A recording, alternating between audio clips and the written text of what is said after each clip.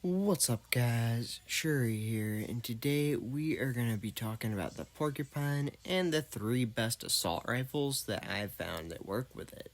That's going to be the Arbitrator, Survivor, and Wasp. And we are only going to have a little bit of the Arbitrator because I just came out with a video showing how good Arbitrator is with a bunch of different shotguns, including the Porcupine. So if you want to go watch that, go have fun. But a lot of people aren't going to have the Arbitrator, so I also wanted to add in some Survivor, which is really good in a very underrated middle ground between Wasp and the Arbitrator.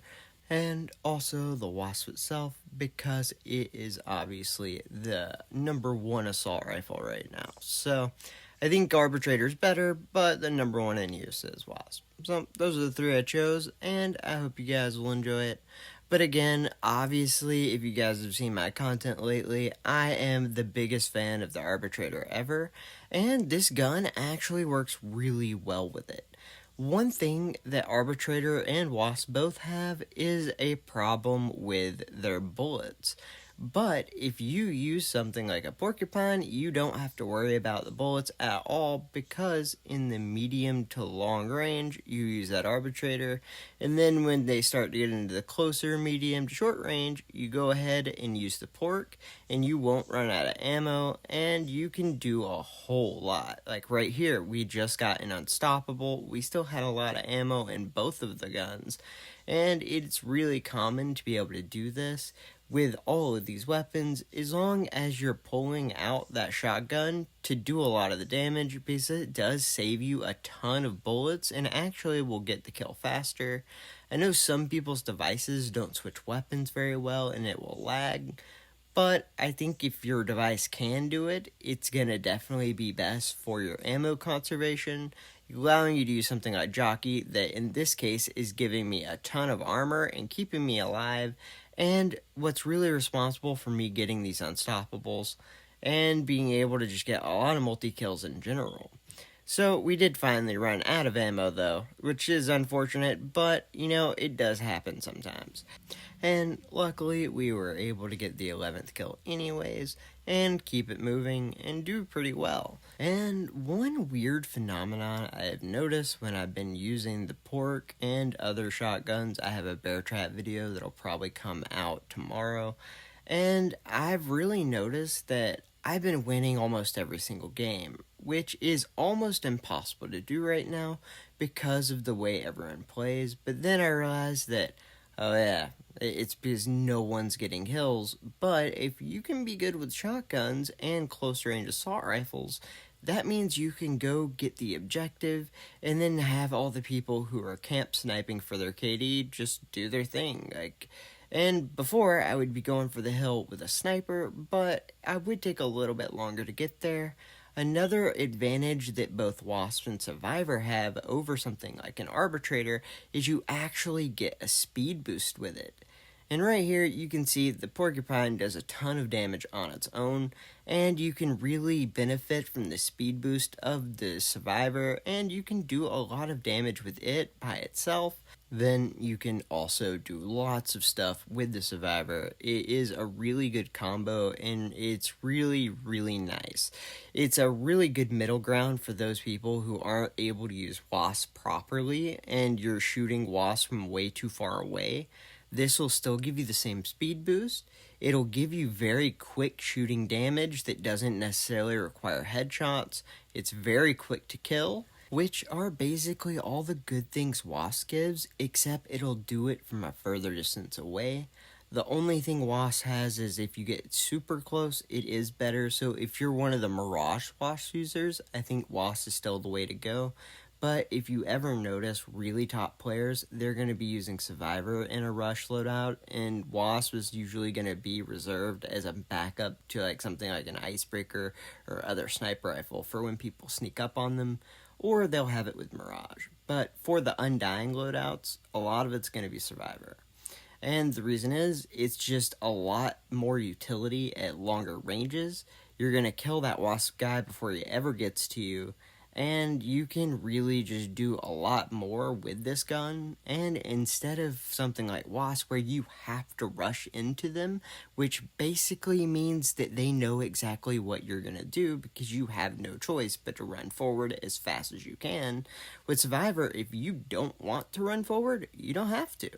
You can just move side to side, do whatever, because the bullet grouping is so much tighter for Survivor that you can really just choose to shoot them from further away, where with Wasp, you're going to have a lot more trouble with that, and your bullets will miss more. That's why Arbitrator is probably going to be the best assault rifle, then you're going to have Survivor number 2, but a lot of people use Wasp, and I acknowledge that, and it's okay if you prefer Wasp. So I'll show you how to do that too.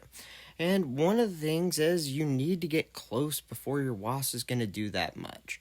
That is a very key thing with this loadout that a lot of people don't seem to get.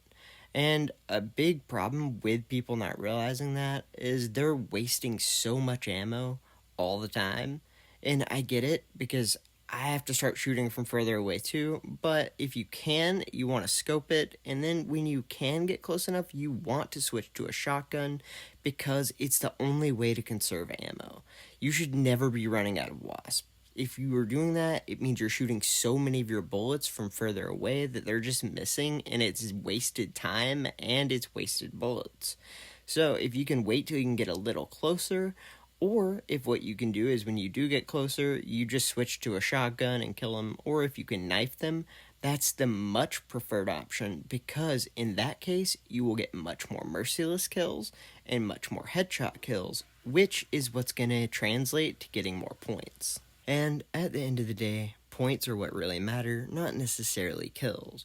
Because I've shown in a recent video, which I'll have linked in the description about how the scoring system works, you can actually get 17 kills and get 200 points, or you can get 18 kills and 330 points. And the only difference is getting specialty kills when you're getting your multi-kills. Everything else was the same amount of multi-kills and sprees and everything.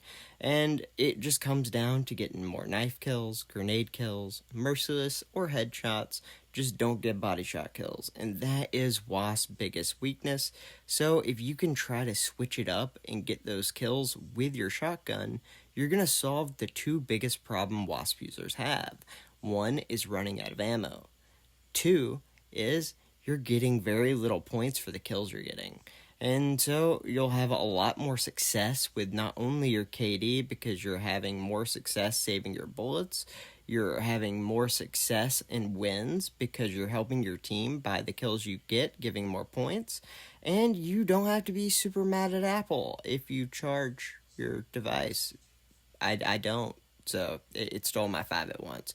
But I'm really glad it told me my thing's going to die in like 30 minutes. So appreciate that, Apple.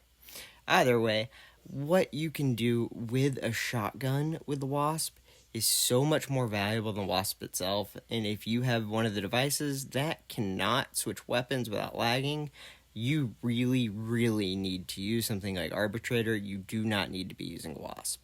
You'll run out of ammo super quick. You're going to run into like so many issues with how many points you get.